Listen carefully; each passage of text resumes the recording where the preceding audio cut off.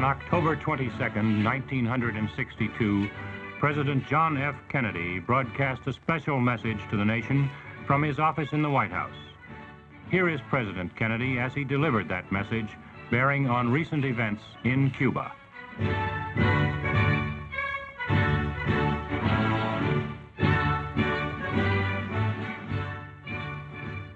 Good evening, my fellow citizens. This government, as promised, has maintained the closest surveillance of the Soviet military buildup on the island of Cuba. Within the past week, unmistakable evidence has established the fact that a series of offensive missile sites is now in preparation on that imprisoned island. The purpose of these bases can be none other than to provide a nuclear strike capability against the Western Hemisphere.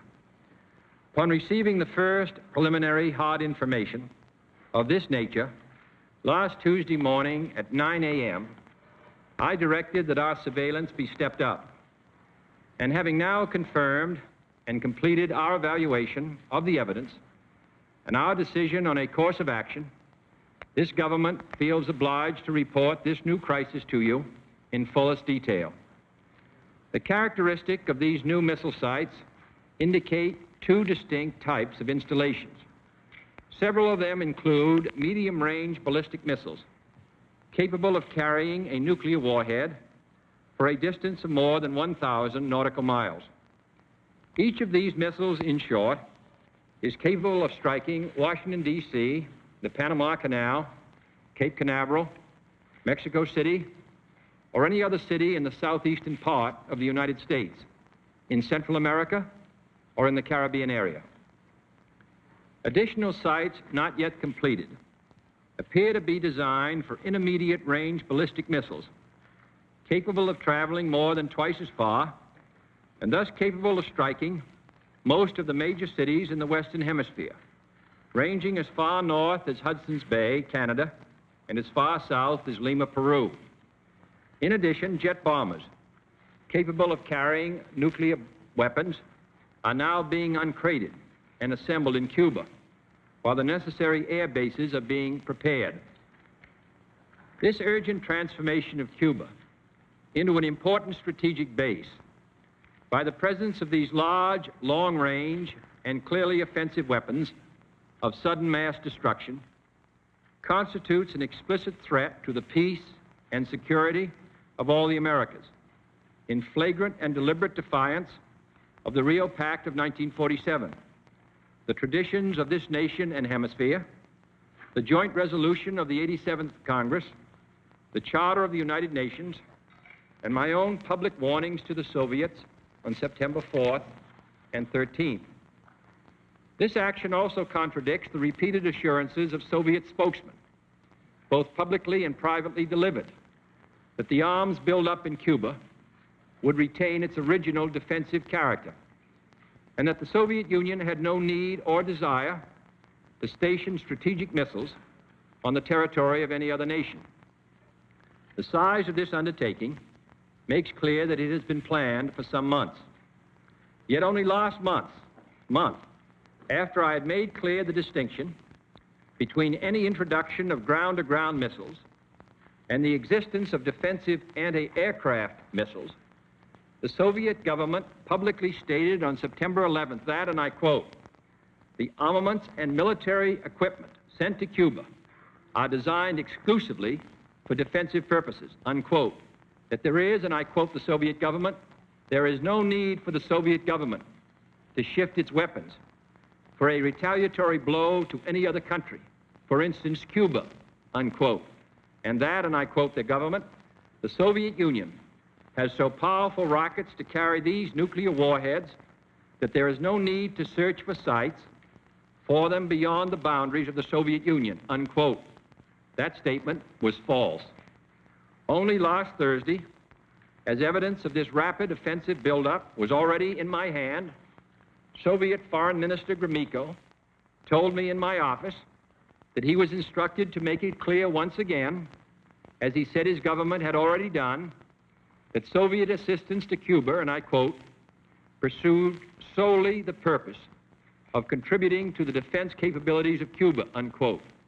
That, and I quote him, training by Soviet specialists of Cuban nationals in handling defensive armaments was by no means offensive. And that if it were otherwise, Mr. Gromyko went on, the Soviet government would never become involved in rendering such assistance, unquote. That statement also was false. Neither the United States of America nor the world community of nations can tolerate deliberate deception and offensive threats on the part of any nation, large or small. We no longer live in a world where only the actual firing of weapons represents a sufficient challenge to a nation's security to constitute maximum peril. Nuclear weapons are so destructive and ballistic missiles are so swift that any substantially increased possibility of their use or any sudden change in their deployment may well be regarded as a definite threat to peace. For many years, both the Soviet Union and the United States, recognizing this fact, have deployed strategic nuclear weapons with great care, never upsetting the precarious status quo, which ensured that these weapons would not be used in the absence of some vital challenge. Our own strategic missiles have never been transferred to the territory of any other nation under a cloak of secrecy and deception. And our history, unlike that of the Soviets since the end of World War II, demonstrates that we have no desire to dominate or conquer any other nation or impose our system upon its people. Nevertheless, American citizens have become adjusted to living daily on the bullseye of Soviet missiles located inside the USSR or in submarines. In that sense, missiles in Cuba add to an already clear and present danger. Although it should be noted, the nations of Latin America have never previously been subjected to a potential nuclear threat. But this secret, swift, extraordinary buildup of communist missiles in an area well known to have a special and historical relationship to the United States and the nations of the Western Hemisphere, in violation of Soviet assurances and in defiance of American and hemispheric policy, this sudden, clandestine decision to station strategic weapons for the first time outside of Soviet soil is a deliberately provocative and unjustified change in the status quo, which cannot be accepted by this country if our courage and our commitments are ever to be trusted again by either friend or foe. The 1930s taught us a clear lesson. Aggressive conduct, if allowed to go unchecked and unchallenged, ultimately leads to war. This nation is opposed to war. We are also true to our word. Our unswerving objective, therefore, must be to prevent the use of these missiles against this or any other country, and to secure their withdrawal or elimination from the Western Hemisphere. Our policy has been one of patience and restraint, as befits a peaceful and powerful nation which leads a worldwide alliance. We have been determined not to be diverted from our central concerns by mere irritants and fanatics. But now further action is required, and it is underway, and these actions may only be the beginning. We will not prematurely or unnecessarily risk the course of worldwide nuclear war, in which even the fruits of victory would be ashes in our mouth. But neither will we shrink from that risk at any time it must be faced. Acting, therefore, in the defense of our own security and of the entire Western Hemisphere, and under the authority entrusted to me by the Constitution, as endorsed by the resolution of the Congress, I have directed that the following initial steps be taken immediately. First, to halt this offensive buildup, a strict quarantine on all offensive military equipment under shipment to Cuba is being initiated. All ships of any kind bound for Cuba, from whatever nation or port, will, if found to contain cargoes of offensive weapons, be turned back. This quarantine will be extended, if needed, to other types of cargo and carriers, We are not at this time, however, denying the necessities of life, as the Soviets attempted to do in their Berlin blockade of 1948. Second, I have directed the continued and increased close surveillance of Cuba and its military buildup. The foreign ministers of the OAS, in their communique of October 6, rejected secrecy on such matters in this hemisphere. Should these offensive military preparations continue, thus increasing the threat to the hemisphere, further action will be justified. I have directed the armed forces to prepare for any eventualities, and I trust that in the interest of both the Cuban people and the Soviet technicians at the sites, the hazards to all concerned of continuing this threat will be recognized.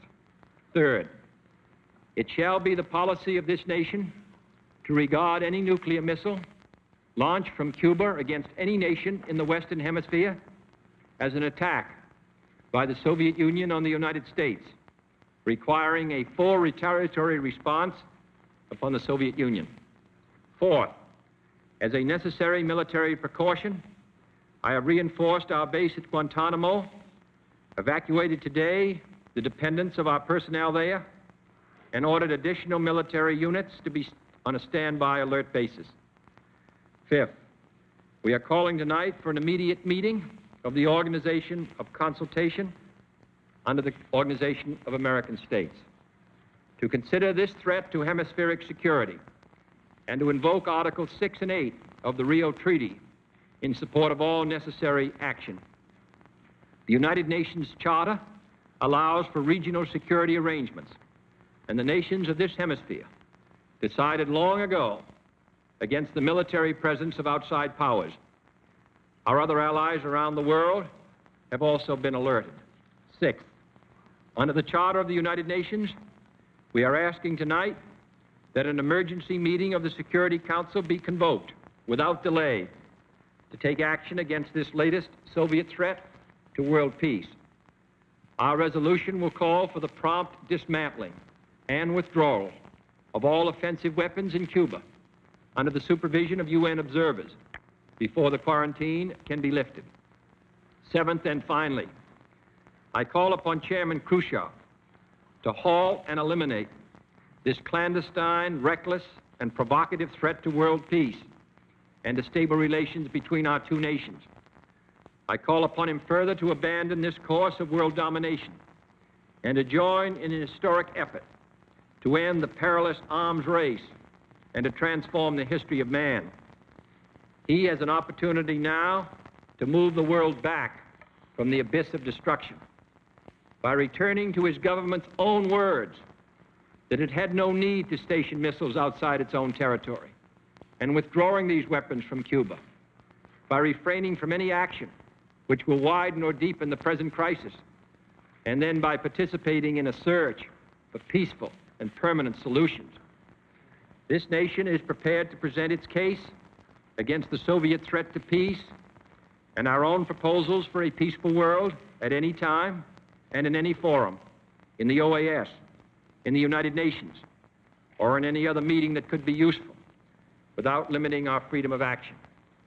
We have in the past made strenuous efforts to limit the spread of nuclear weapons.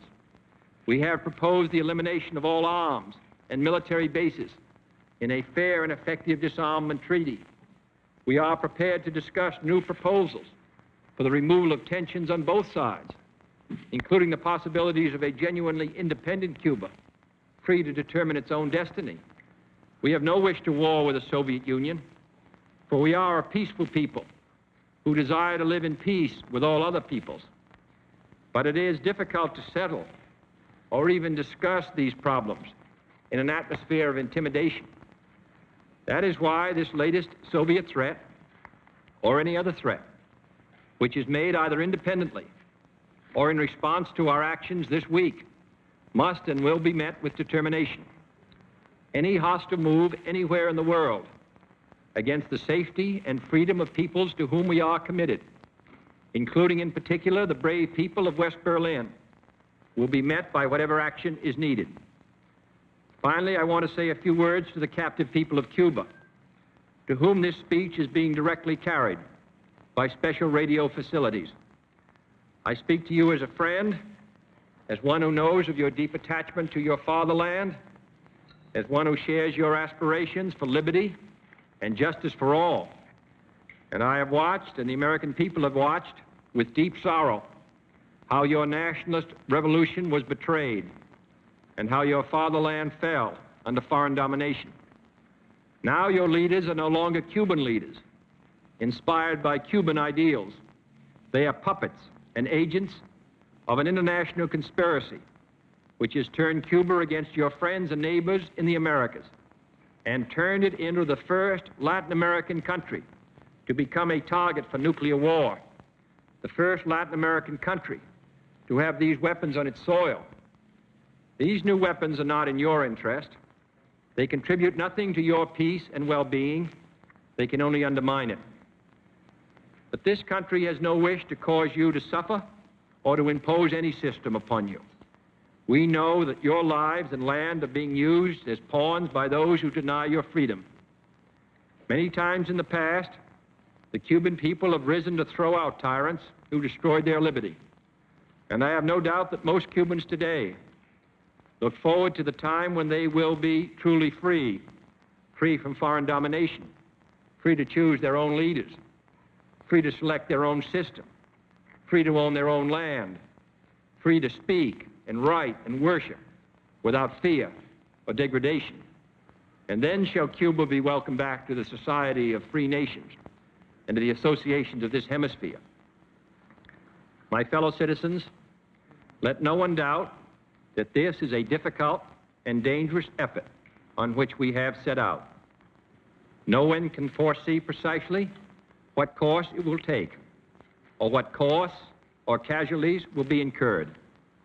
Many months of sacrifice and self-discipline lie ahead, months in which both our patience and our will be tested, months in which many threats and denunciations will keep us aware of our dangers.